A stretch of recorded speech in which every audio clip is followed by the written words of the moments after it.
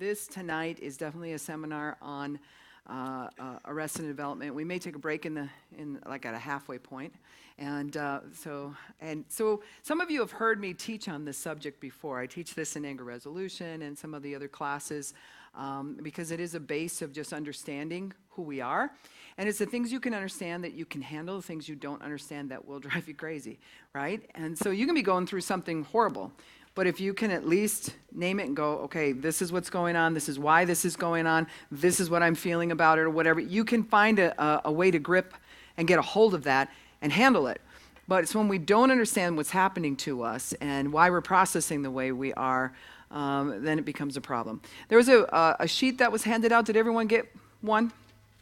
Some of you have seen this before, but this is a simple way of explaining arrested in development or staying at a younger age group in certain emotional areas than what your age group is presently. And so what causes this is trauma. And so a trauma is anything that subtracts from you, anything that takes away from your destiny, takes away from who you are, takes up a whole lot of time, space, and energy in your brain. And can actually, especially as a child, can do that to some degree, that it can cause brain damage. So, where your brain does not function right because you're at a point, there's so many chemicals going off from whatever the traumatic thing that you are going through, that it sends a surge into the brain. And then if stayed at that level, it causes your synaptic nerves to not form right, or the chemicals in your brain to burn up certain things and have an excess of other things. And so traumas aren't just something that happened to us, like say you were 5 or 6 years old and you just go, well, that was back then, we'll just move on, right? Well, you can do that if there's closure to them. But if it's a trauma that's subtracted from you and kind of put you in a spot where it's caused confusion, it's caused all kinds of different things where you feel like you can't move forward in that area, then you can be 60 years old and still act like a child, right? Now, acting like a child and being funny is one thing, just learning how to have fun. I'm 53 and I should be able to laugh and giggle and tickle my grandkids and, do that. Let's have fun. We should be able to do that. That doesn't necessarily mean that I'm acting in a way that's arrested in development. Arrestment is when we're held capsulized in a way that keeps us at a certain age group where the brain actually says, I can't move forward. I don't have permission. I don't have safety. And I don't have the right information to move forward. And so what ends up happening with that is the trauma will take place, and especially under the age of 13, but we're not really considered adults or moving into adulthood until we're 30. So anybody here who's 30 and younger, you're just a kid. Yeah, So, but it takes the first 30 years of your life to form the main foundational pathways in your brain. And then the rest of your life, you're supposed to build on that. Well, think about your first 30 years for those of you who are older than 30. What were you doing? What happened to you in those first 30 years?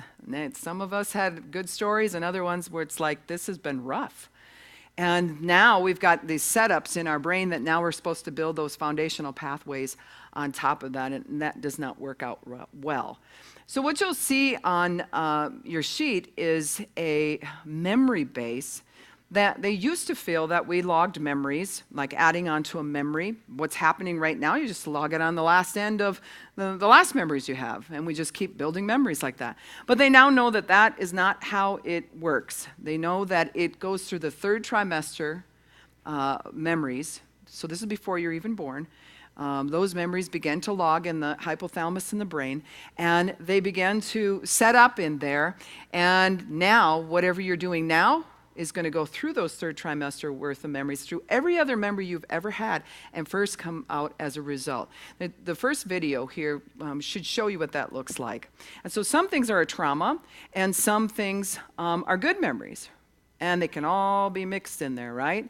And see how they're logging one after the next, one after the next. Those are memories that we're storing. But now new information is going to go through all of those memories and first come out as a result. It's not just going to add on the end of it. And so in some sense, that's why we view certain things certain ways, because we're seeing life through all those past memories. Where our perception is through those past memories. How we're receiving things, how we handle our surroundings is through those past memories. And where they're good, it's wonderful. And they're not necessarily brought forward so that we're thinking about all those good memories. But when they grab a hold, let's say something happens in the now, it'll grab a hold of some past trauma memories. It'll bring it forward and open it up. And it'll have that file right there, and you'll go through the sensation of that past memory right now. And one of the things I've talked about recently, Circles of Hope, many other places, is that when that happens, you end up reliving the memory. You don't just recall it. So that can be called a flashback. That can be something that you might just have the sensation of it, but cognitively you don't remember with your frontal lobes actually what's going on. But it'll be brought forward, and your subconscious will say, yeah, actually we need to deal with this right now. Well, what if that bad memory is connected to 20 other ones? What it does, it's like a magnet. It'll grab those 20 other ones that are familiar to it. It'll bring it forward. And now you have the now event that's you kind of roused up all those past events, and now you're feeling all of it at the same time. This is why we end up having the sensation of like a small thing, really, or a thing that's going on now that maybe we could just handle that, suddenly becomes just out of control. It's way too big because we're experiencing and we're reliving all those past memories, and that's how that works. Let's show the second video, and just to kind of see this again. See, there's good memories, there's bad memories. We're going through. And then it ends up happening where when that goes through, it's going to grab a hold of the worst memories first. Now, here's the thing that we need to know. Why doesn't it grab a hold of the best memories first? You know, we think, I've had some good memories. I mean, why doesn't it dwell on that? But our mind will actually gravitate toward the bad memories for this reason. Anything that's unresolved, the subconscious will bring forward over and over again saying, you still haven't dealt with this.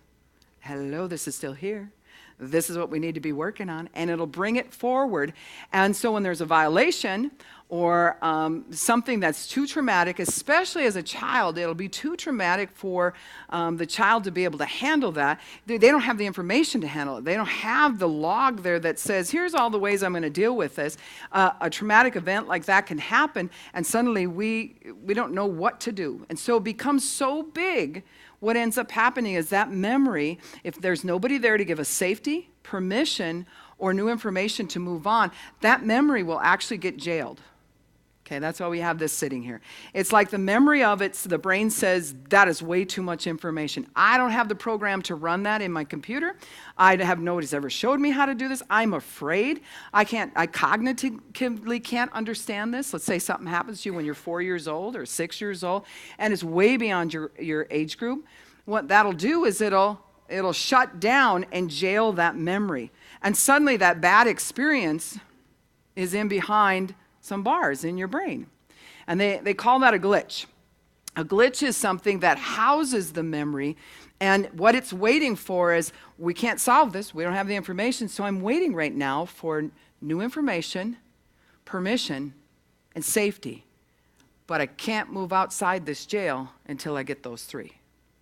So giving an example of that, if you had a traumatic event when you were 3 years old, and then you ended up being arrested in development in that area, not all areas, not every part of you, that area stays between 3 and 5 years old, because what they've proven is you will continue to grow emotionally the most 18 to 24 months past the traumatic event. So let's say, once again, let's go 4 years old, there was an abandonment. There was no information, no safety, no anything to help you move on. Suddenly, that's stuck.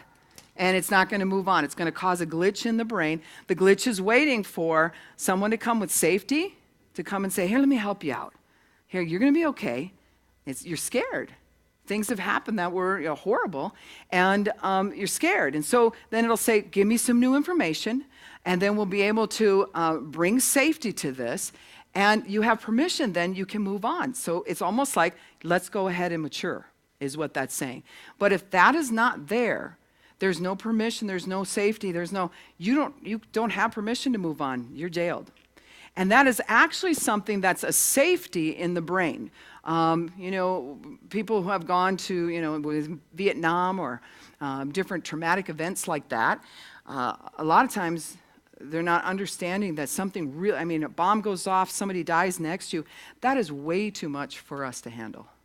We are just not built to be like, oh, that's great, Our brain doesn't handle that. So there's a mechanism in the brain that automatically says, whoa, too much information, shut it down. So sometimes that memory base will get blocked out. Sometimes it gets amplified, and the only way the brain can shut it down is, have a panic attack, and then all of a sudden you just got to go to sleep to try to get it to shut down because it's trying to bring itself forward continually. It wants resolve. Your subconscious will try to solve problems like that 24 hours a day. And so when you're sleeping tonight, it's trying to solve the problem. That's how that one goes down. And, a lot of times we think, well, I'm just going to leave my past behind me. That was all stuff that happened to me. I'm just going to move and I'm just going to go on. Sometimes we'll even move away, thinking we can leave all the old information somewhere, and actually the jail cells go with us. Those areas that we're arrested in development, they go with us. Now, that means, and I'll use myself as an example, I'm 53 years old as of October. I got to turn that another number. And I can tell you that, and I've said this in classes before, I'm trying to give you the best 53-year-old self right now. This is it. This is about as mature as you're going to see right here. But I know that just like the memory base, if something happens in the now and it goes back and grabs one of those files that's not resolved, I'm not talking about the file that I brought closure to that I can still recall. I'm talking about the file that never had any closure. And it's still a little girl. It's still a teenager. It's still an infant. When that comes forward, I'm going to relive that memory or the sensation of that memory at the age group that it happened, or 18 to 24 months past that at best. So that means I can give you my best of who I am, but there's still, in certain areas, a little girl inside of me. How do I know that? I'll probably be working on this the rest of my life, because that's what sanctification does. It brings us forward and it matures us. That's what God's love does. Just by giving my life to God doesn't mean that suddenly I'm mature in all areas. Now I got to work through a whole lot of stuff, and so do you, right? So as we're working through those things, we have to understand that when something's jailed, it will stop here, and you don't get to move unless you get those three things, right? So then what will happen is we'll think, oh, that's okay. I've moved on to other memories, and as long as we can keep that away from me, suppress it, deny it, disassociate from it, then it won't trigger and come forward. So I got to work on my now and building my now. At the same time, I have to keep at bay all those memories so they don't come forward, because I know what happens when they come forward. I don't feel my age group. I don't act my age group. I don't respond in my age group. I feel scared like a child or a teenager would. Whatever's happening now, I feel like abandonment's going to happen all over again. So now I'm working on myself in the now while I'm spending all this time working on all these arrestments where I'm stuck. And because we got to keep them jailed. If I don't know how to move them forward, I'm not even sure how to even go at that. What'll happen is I got to work on just denying that. Because if anything triggers those files, they will come forward. How many of you know that's true? Yeah, you're like, yeah, I'm just not going to think about it. Actually, you are. You've been thinking about it. Your subconscious has been working on it. And it wants to bring them forward for one reason. It wants resolve. God made our brain like a computer. And it's supposed to compute things and put it in order, file things. You can have a fast internet, you can have a slow internet on certain days. It's made in such a way that it's supposed to problem solve and kind of line everything up and put it in order. The more of these arrestments we have, those traumas that didn't get brought to closure, the less order we have in the brain. And then what happens is, instead of working on it many times, we work on shutting it down, not hearing it, turning our back on that memory, because we don't want to re-experience it. Because as soon as we remember it, we relive it. And we just want to be able to recall it, but not relive it. And how many of you know what it's the difference in recalling and reliving something? Yeah, when you relive something, it's like, And that's that time you're driving down the road, you're headed to work, and then you first realize you're driving. Have you ever done that? Yeah, let's admit it. I mean, we are unsafe people out there. Our subconscious is what got us to work. All of a sudden you realize and you're like, oh my goodness, I was driving, because you were caught up in whatever those files were. They were bringing a sensation forward, and all of a sudden you were off watching a video. Have you ever seen someone, sitting at the dinner table and you're all talking and all of a sudden it goes quiet and that one person is like,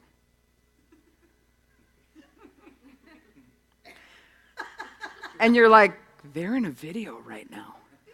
And so sometimes people will say, hello, and it's like, what, huh? Because they're in a video. The mind is trying to resolve something. It's bringing something up. It's catching you away. And we cannot hold these arrestments at bay for very long. They will come up and they'll want to show themselves. Hello, I'm here again. I want this resolved. I want closure. I need some new information. Hello, I'm here again. And what ends up happening is, if we're stuck at a younger age group, here's my adult self, and I look at my jailed self, my self that's arrested in development. Do I appreciate that child? No. Do I, maybe even feel sorry for that child? Sometimes. Most of the time it's an annoyance, though, because you keep trying to come forward and make me relive all these feelings. I just want you gone. Could you just be gone? I just need you to, quiet, right? And sometimes we'll even use spiritual things where we're rebuking. If something's trying to come forward, we're like, in the name of Jesus, I rebuke you. And really, it's that file trying to come forward going, hello, could you let me out? I've been stuck in here since 4 years old. Could you, hello? Anybody out there? Right? And that memory will reach out to see if anybody's there. Right? And, sometimes yell out, hey, is there anybody out there? Right? It'll yell like that. And it comes forward. And we don't want to hear it. We don't want to hear it, because as soon as we hear it, now we're reliving it. Anything that's high trauma, like molestation, abandonment, rejection, neglect, and I could just keep naming, unwanted touch, yelling, screaming, anything that is way too much. It's like we're not built that way. It's a sin against us. We've either participated in it or it's something that was a sin against us, especially as a child. It will shut that area down because it's way too much information to handle. And I'm going to throw up a scripture here where it talks about that a little bit in 1 Corinthians chapter 13. Verse 11 says, when I was a child, I talked like a child. I thought like a child. I reasoned like a child. Now that I've become a man, I'm done with childish ways and have put them aside. Or I could say, now that I'm a woman, I put those childish things aside. Well, I get up in the morning sometimes and I'll say, that's right. That's when I was a child, I acted like that. So I'm just going to put those things away. And I'll go about my business, and suddenly that child shows up. And I'm like, what are you doing here? And it'll show up in a memory, or a memory will trigger the sensation of that age group. And suddenly, I don't feel adult. I feel like I'm 6. Or I feel like a sassy teenager. I've had that. Where, maybe you were a nice teenager, but I was a sassy teenager. And so some of my memories that recall, all of a sudden, I'm irritated. And, then suddenly it's like, what? I talk differently. And then I'm like, oh, I know who that is. That's that teenager in me that still needs to grow. And so we'd like to be able to say, when I was a child, I talked like a child, I thought like a child, I reasoned like that. Yep, absolutely. Now that I've become a man, I'm done with childish ways and have put them aside. That's a process, right? That's a choice where we say, that is it, I'm going to mature, I'm going to grow. And then when you go to walk it out, you might be doing good, and suddenly it catches up to you. Suddenly someone's yelling out, hey, what about me?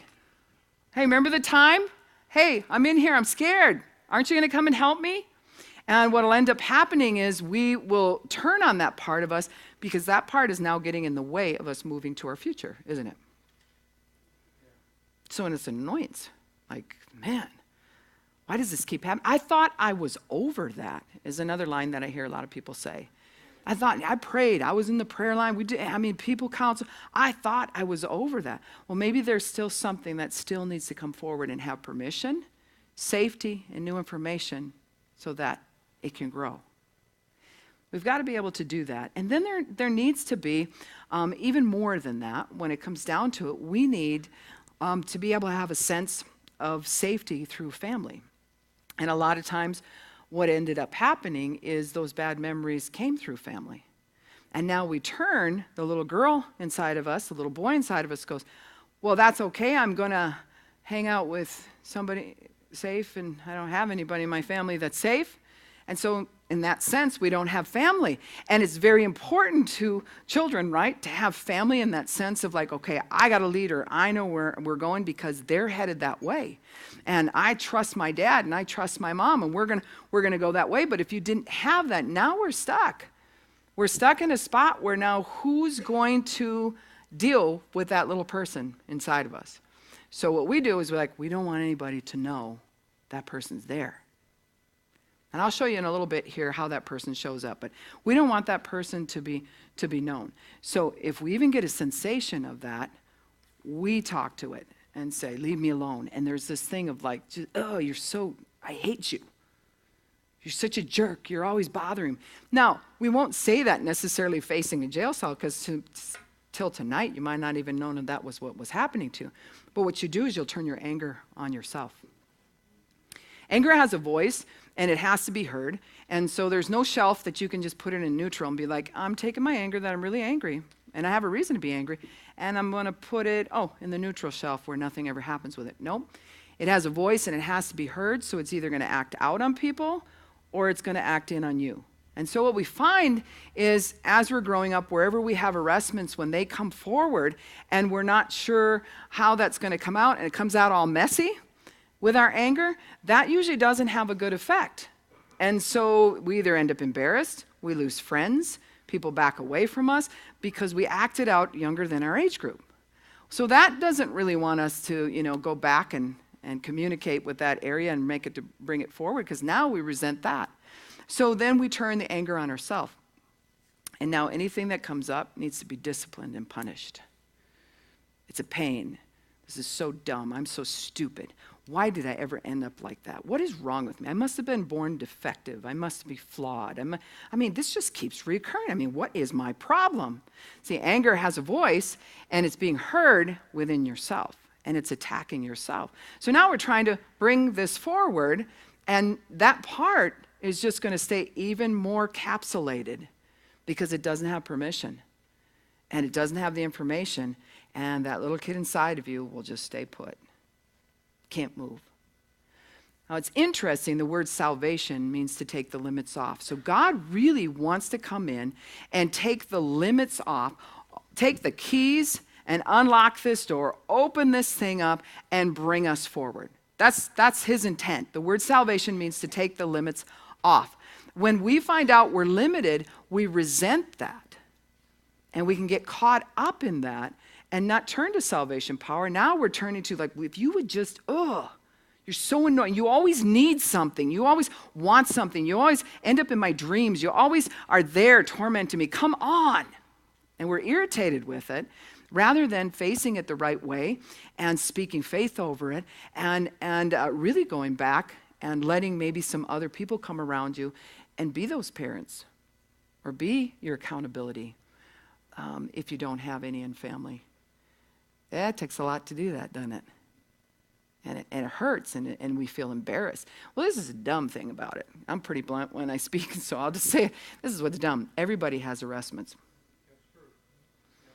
So, the farther we get away from them and try not to acknowledge them, in some sense, the more fake we become.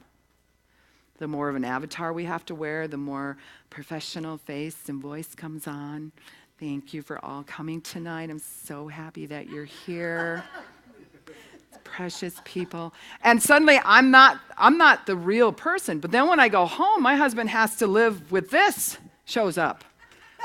My teenager self is like, "Were you talking to me? What you talking about? You don't be talking to me like," that's what might show up. And then again, what else might show up is I'm curled up in a fetal position because there's an arrestment that came forward that I'm way little. And I can't even communicate about it. And he'll say, "What's going on?" I'm like, I don't know. Now, this is what happens in most people's homes. but most people don't talk about it. So I get to be that person who says, hello, I'm going to talk about what's real. Just like driving and forgetting that you were driving. That's what's real. The average person does that. Sometime in your life, all of a sudden one lady told me, I just pulled over and was like, I don't know how I got home. It must have been 20 miles, she said. She didn't remember anything. She was caught in the video, and it was so real to her. Now, she wasn't crying and bawling or whatever, but it was caught away. And what will end up happening sometimes is an arrestment or a child inside of you will come forward, and you relive a bad memory. But also what can happen is that part of the brain now, they're proving the little kid inside of you will go into daydreaming. Running scenarios. How many of you are scenario runners?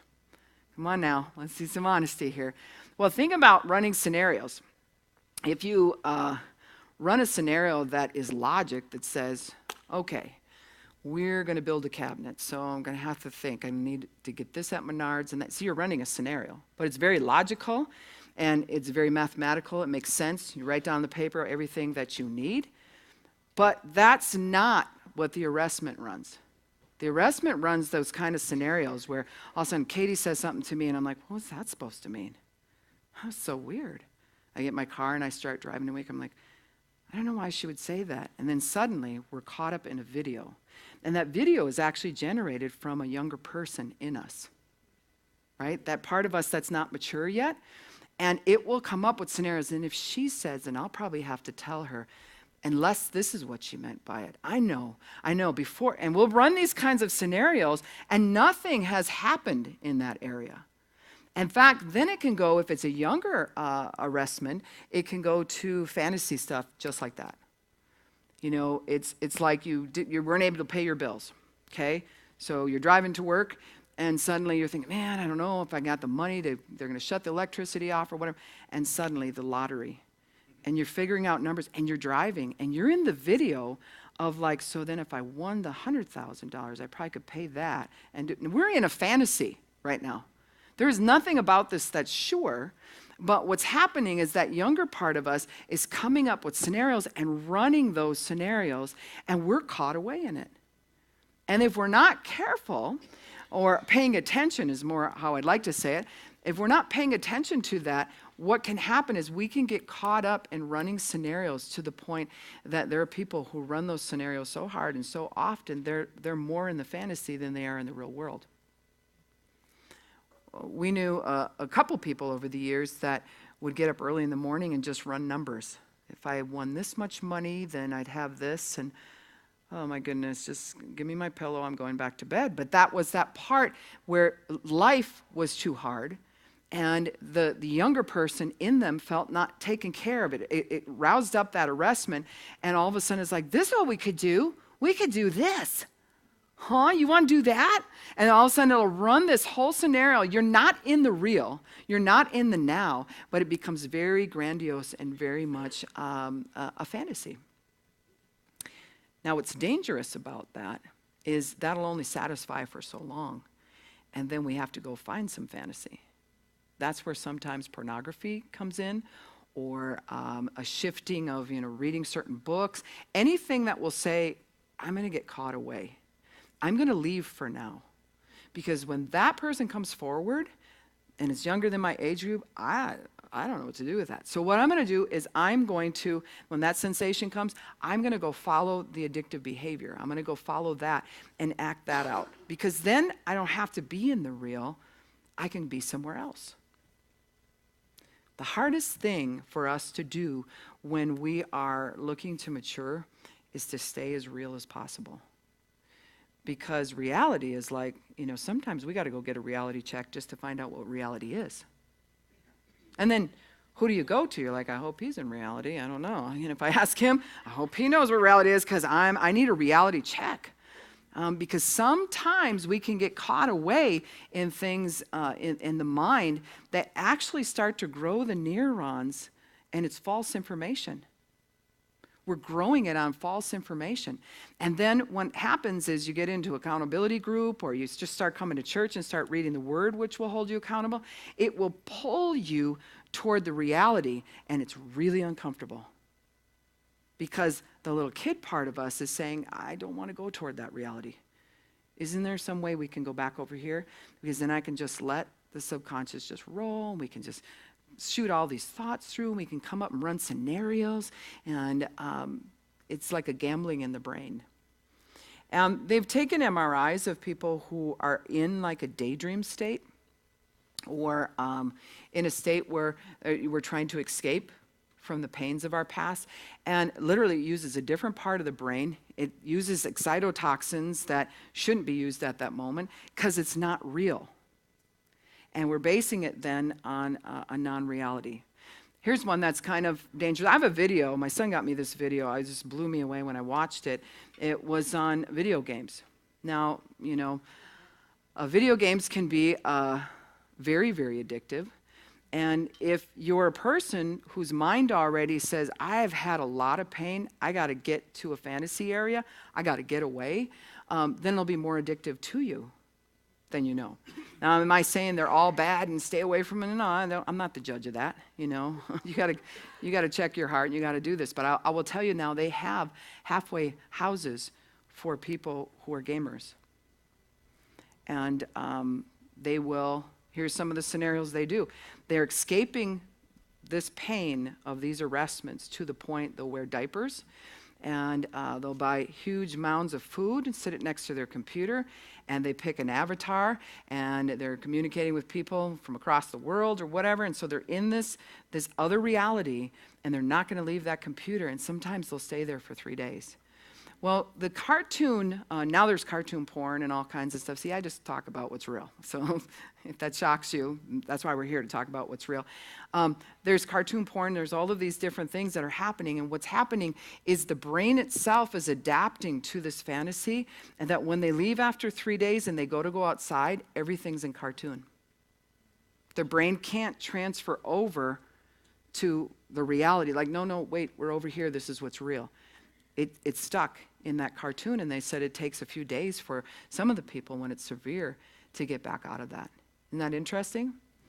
So that's how our brain can gravitate and want to escape the arrestment, when those arrestments are really saying, all it's saying is that was way too much information. We're going to put a limit on this, because if you're out here, you're going to feel like you can't do it and you'll have a nervous breakdown. So in some ways, a glitch is a bad thing. In other ways, it's a safety mechanism that just says, okay, stay put. We'll come back for you. You just stay right there, right? And you're in, and you're like, so when are they coming back? Because nobody's dealing with this. It's been like 10 years I've been in here, and nobody's coming back. That's that part where we have to look at it like that. So when we look at sanctification and we look at coming before God, if we're really wanting to be done with childish things, we got to go back and rescue some of those parts of us. We got to allow God to open that door and look at what's in that cell. Especially if there's a childlike part of us that's in there, it's been in there a long time and not taken care of. It's going to look pretty messy. You're not only going to relive the memory of it, but when you go to look in there, it's the years it sat there. It's gotten really messy. It's a horrible view, right? So who wants to do that? Anybody here just want to jump to do that? Nobody wants to do that. But the problem is, then who's going to set that part of you free? So what ends up happening is we'll come to church, and, you know, for those of us who are just like, no, God's going to set me free. And we'll separate ourselves from all of this, and we'll go to God, and we'll be just like, God, I want you to love me. God, I need your love. God, I need, and it's like we're shooting out there, but we're not relating to the real thing, right? What he wants is the real you, and that's the most mature you, but he also wants that. He wants that part of you. He wants the 2-year-old part of you. He wants the 6-year-old part of you. If you're here tonight and you probably don't do this at work, but you know you do this at home, and it's like you throw fits. What age group throws fits? 2. Now, a 2-year-old can really get involved. I mean, they're laying their arms, you know, they turn into like a raptor first, and then you're like, what are you doing? And I don't know how they do it, because sometimes you go to pick them up and like they bow their back to the point you're like, you're just going to like break in half. That's what's going to happen. But, you know, we don't do that as well, but they do that. And so as that takes place, that would be probably appropriate for a 2-year-old in that sense. Like, well, that's that age group. They have a hard time communicating out. They can understand far more, thousands of words more than they can say back to you. How frustrating would that be? That's like being dropped off in a foreign country and you don't know the language and you're trying to get it across. Well, you're going to throw some fits or whatever. But what happens if a traumatic event happens at that age group and you're stuck in that arrestment? You stop growing emotionally. Maybe you're 4 years old at best and you're going along in life and something trips that. Something triggers that part of you and suddenly that immature part comes forward and you're throwing a fit. Now, the camera is on me, right, Kevin? And so I really want to just ask you, because I think honesty is a big thing. If we're going to unlock this, how many of you have ever thrown a fit as an adult? I love honesty. I love honesty. I always think of when I was first married, like the first couple years, my poor husband, it's like, I'm talking slam doors. Just, poof, it felt really good to slam doors. It's like, well, fine then. You usually say those kind of remarks. Fine. You know, like the door is going to resolve something. And when you think about it, adult behavior would reason something through and say, okay, so this is how we're going to fix it. Here's the plan. Let's stay in the reality, whatever. But slamming a door is just acting out something that says, I don't see this as possible. Really? That's the belief system of it. And somehow it's a communication that just goes, so there. Pff. And that you want that other person to go, now I see exactly where you're coming from. Slam it again. Because if you slam it again, I know I will get the full degree of what you're trying to say. I mean, see, that's how immature it is. But when it's happening in your household, you don't go, well, I just acted really immature. No, it feels right, doesn't it? It feels like, by golly, you're going to listen. Bam, and you slam the door. I've talked to a lot of women who like to throw dishes. I'm like, see, money and me, then that starts talking dollar signs. And I'm like, if I'm going to do something, I don't necessarily, I'd be looking and going, I'd have to buy new ones then. So I'd have to find something else. But I can remember just a few times throwing something. How many of you have ever thrown something just at the end? You're like, fine, you know. Broke something. You know, 2 years old can start to be destructive behavior. You'll watch kids who are angry or who have gone through a lot. They'll just walk into a playroom and instead of stepping across a toy, they just step on it. It feels good to them. Just be like, you know, kick it across the room or whatever. Well, that's what we do when we come home from work or we're frustrated and, you know, the dog gets kicked, right? Kids, who put this here? And we start to become, you know, and we think that's adult behavior and we're justified in it. But when you think about God, he's the ultimate of mature, right? So if we compare ourselves against the best of the best, that's when we get to see how far off we are. If we compare ourselves against the worst of the worst, we're not so bad, right? Like, well, it's not like I took a gun out, you know? It's not like I shot a hole in the wall. Well, you're comparing yourself at a higher degree of immaturity. Let's go to the best of the best. And see, this is when we're around people that in certain areas where we have an arrestment and we're around them and they don't have that same arrestment. Everybody has arrestments, but let's say there's a group of people and you're trying to be a part of them and they don't have the particular one that you do and you're working on a certain project and you know that that's going to be brought up, you're going to feel uncomfortable hanging with those people, right? And then what do kids do when they feel that uncomfortability? They come home and they tell you stories like, you know, the teacher doesn't like me. You know, kids at school are so mean. Maybe. You know, maybe they are, but maybe there's something there that they're not understanding and they're not moving up against and being able to say, oh, I'm at that same maturity, and suddenly there's an uncomfortability. We'll see this a lot in workplaces where people will come in and be like, well, I just think they think I'm dumb. And the boss doesn't think anything like that. But it goes back to the arrestment.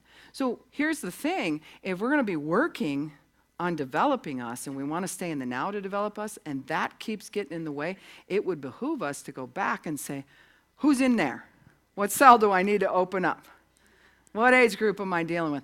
Because when you open that door, God will give you the key to open that door and it's scary and it's nasty and sometimes it makes you want to puke, right? Sometimes when you're sharing the story about what happened, you feel like you're puking it out. We do this at the women's Bible study. Is what we call it, like dropping a load. All right, let's puke it out. Let's get it out. What? Because what's in here can be very nasty. But there's also a part of you that's a person that's stuck there. And it needs to come forward, right? So if we're going to drop these things and not just say, well, I'm done with childish ways. That's it. I'm going to stop doing this certain behavior. Well, good. I wish that would work, where we'd all just go, well, I'm just going to stop that. Now, some things that'll work on. It's something you just didn't know about, and now you recognize it, and oh, it's not that big a deal, we can move forward. But the very thing that plagues you, if that would have worked, you'd have done it already, and it would have worked. Right? So this is why in rehab settings, people will talk to me, and they're like, well, it's cocaine, it's this, it's that. And I'm like, okay, anyways. And I move it all to the side, because that's over here. I'd like you to dry out enough so I can talk to you, because I really want to get to that. That's really the cause.